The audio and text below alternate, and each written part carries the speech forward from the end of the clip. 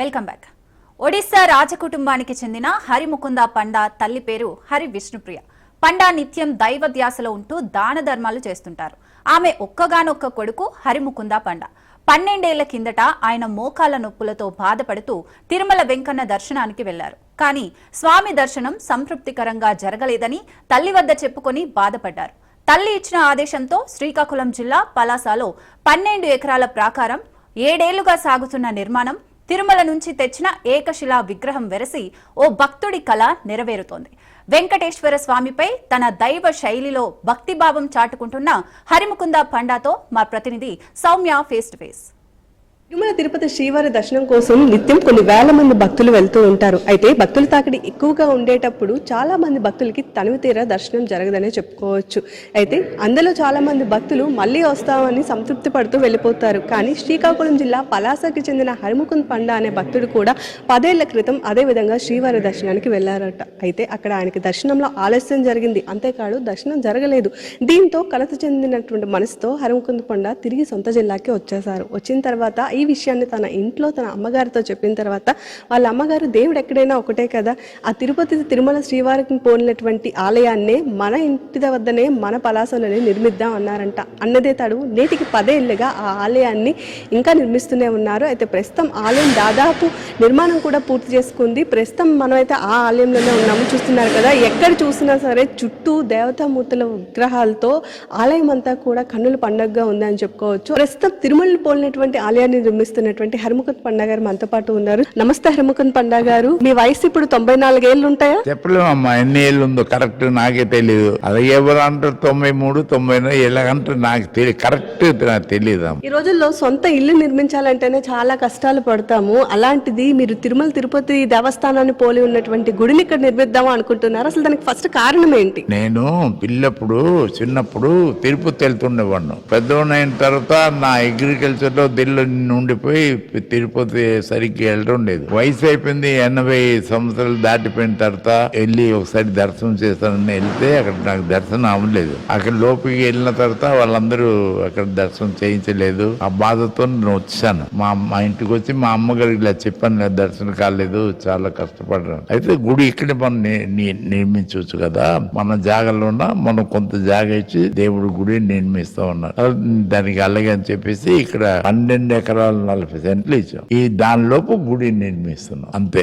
సంబంధించి నిర్మాణం మొత్తం మీరే చూసుకుంటున్నారా? అంతా మేమే, ఒక్క పైసా కూడా ఎవరి దగ్గర తీసుకోలేదు.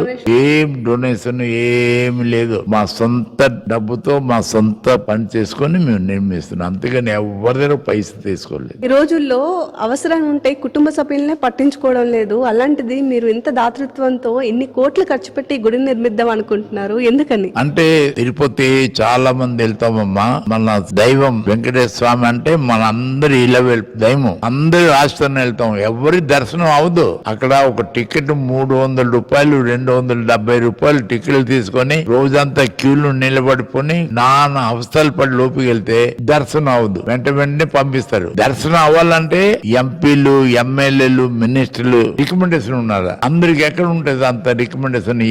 ఎమ్మెల్యేది, ఎంపీలది, మినిస్టర్ది చేయలేము కదా.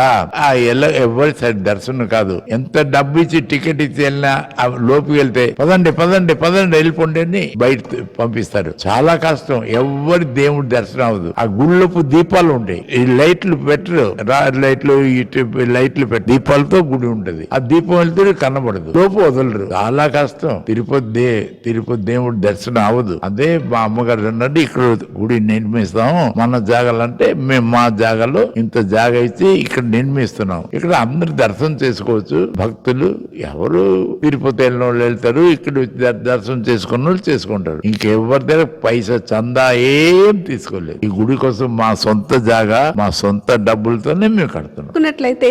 విగ్రహం కూడా అక్కడ తిరుపతిలో ఎలా ఉంటుందో అలాగే ఉంది. ఏకశిలతోనే నిర్మిస్తున్నారా? అక్కడి నుంచి తీసుకొచ్చారా? తిరుపతి నుండి తెచ్చాం. ఏకశిల విగ్రహం తయారు చేయించాం. శ్రీదేవి, భూదేవి, శ్రీనివాసుడు 3 విగ్రహాలు తయారు చేయించాం. తెచ్చాం. సేమ్ అంత 9 అడుగుల 9 ఇంచెలు అక్కడ తెచ్చి ఇక్కడ ఉంచాం. మిగతా దశావతారాలు ఇవన్నీ పెట్టాం సరదాగా.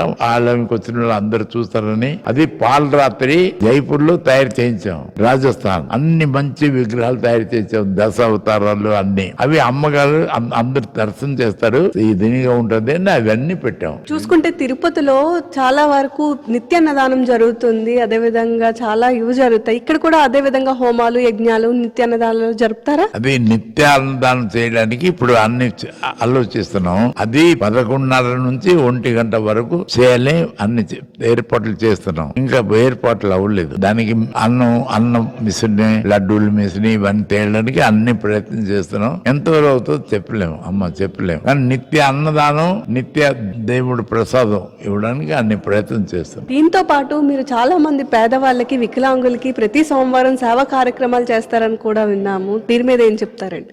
ఇప్పుడు కాదు, మేము చాలా పిల్లప్పటి నుంచి కూడా మాకు సినిమాలు ఉండేది. సినిమాల దగ్గర అందరికి బట్టలు, ప్రతి రోజు అన్నము, ప్రతి రోజు వారానికి ఒకసారి బియ్యము, బట్టలు అన్ని పంచేవాళ్ళం. అది అక్కడ ఆగిపోయింది, ఆపేసాం. ఇప్పుడు మేము ఇక్కడ చేసుకున్నాం. వారానికి ఒకసారి అందులకు కళ్ళు లేని వాళ్ళకి, వికలాంగులకి అందరికి అన్నం పెడతాము, డబ్బులు ఇస్తాం, బట్టలు ఇస్తాం, అన్ని ఇస్తాం. ఇక్కడ ఇప్పుడు 20 సంవత్సరాలు అయింది. మామూలుగా చూస్తే ఇంట్లో ₹1 బయట వాళ్ళకి ఇస్తేనే ఒప్పుకునే రోజులు కాదు ఇవి. అలాంటిది మీరు ఎన్ని కోట్లు ఇంతమంది జనాలకి ఉచితంగా సేవా రూపంలో పంచుతున్నారు. మీ ఇంట్లో మీ పిల్లలు కానివ్వండి ఏమనరా? ఏం చేస్తూ ఉంటారు అసలు మీ పిల్లలు? వాళ్ళు, నా కొడుకు ఒకడు డాక్టర్ అంటే ఢిల్లీలో చదివారు, డాక్టర్ సర్జరీ. నా కోడలు డాక్టర్. నా కూతుళ్ళు ఎవరి మట్టుకు బతుకుతున్నారు, భర్తలుతున్నా.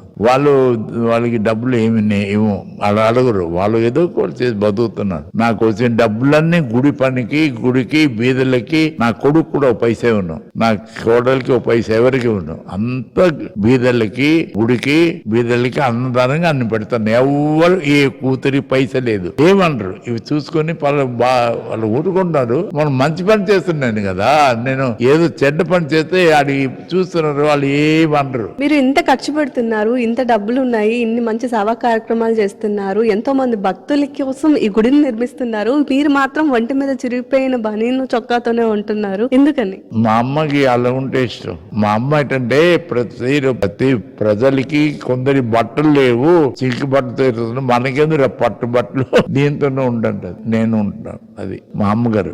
మీరున్న నాళ్ళు ఈ గుడి దేవాభిమానంగా వెలుగుతుందని చెప్పుకోవచ్చు. మీ తర్వాత కూడా ఈ గుడి ఇలాగే ఉంటుందా, లేదా ఏదైనా ట్రస్ట్ కి ఇచ్చేస్తారా?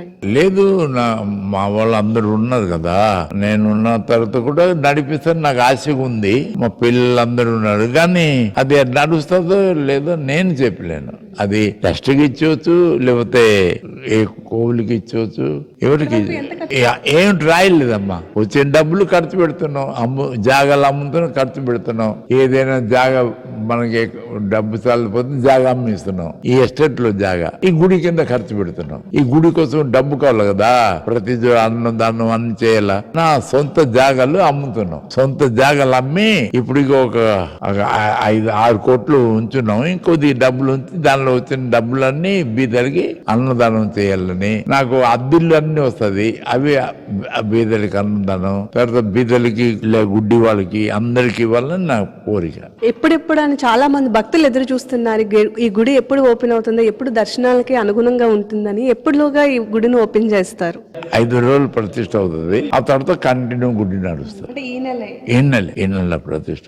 ఏప్రిల్ 26వ తారీఖు నుంచి కూడా ప్రతిష్ట కార్యక్రమం జరుగుతుందా అంటున్నారు? 26వ తారీఖు నుండి ప్రతిష్ట కార్యక్రమం జరుగుతాయి. ప్రతిష్ట తర్వాత గుడి కంటిన్యూ రన్ అవుతుంది. ఇక్కడికి రావాలనుకునే భక్తులకి ఏం చెప్తారు? ఉచిత దర్శనాలు అన్ని అలాగే ఉంటాయా? అన్ని అలాగే ఉంటది. అప్పుడు పరిస్థితి బట్టి చూసి ఎలా చేయాలో నిశ్చయిస్తాం. ఇంకా భక్తులకి ఏం లేదు, వాళ్ళు వస్తారు, దర్శనం చేస్తారు, ప్రసాదం ఇస్తాం, తింటారు, దైవ దర్శనం చేసి వెళ్తారు. తర్వాత ఎలా ఉంటుందో మనం దాన్ని అందరూ. చాలా మంది భక్తులకి జీవితంలో ఒక్కసారైనా తిరుమల తిరుపతి శ్రీవారిని దర్శించుకుంటే చాలు, జీవితం ధన్యమైపోతుంది అనుకుంటాము. అలాంటిది మీరు స్వయంగా ఆయన పోలినటువంటి ఆలయాన్ని నిర్మిస్తున్నారు. మీ జన్మ ధన్యమైపోయింది అనుకోవచ్చా?